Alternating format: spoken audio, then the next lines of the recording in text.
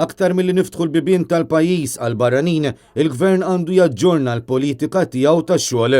Dan l-appell ta' Times of Malta fl-editorjal tal-erba b'ċanfira ċara għal politika li juża l-gvern laburista fl-aħħar 8 snin u li skont il-ġurnal ma jenieċ fil-ġlieda kontra l-oli tal-ħajja.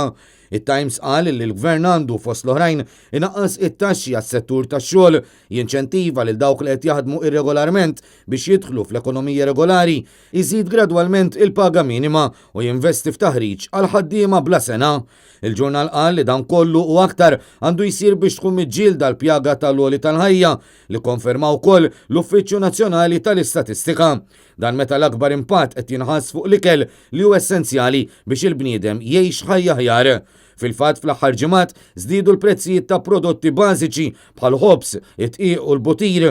L-editorjal tat-Times fakkar ukoll fl-istħarriġ li jagħmel il-ġurnal u li wera kif il-prezzijiet ta' uħud mill-prodotti tal-ikel saħansitra għolew b'figuri doppji. Dan apparti żidiet fil-mediċini fost oħrajn.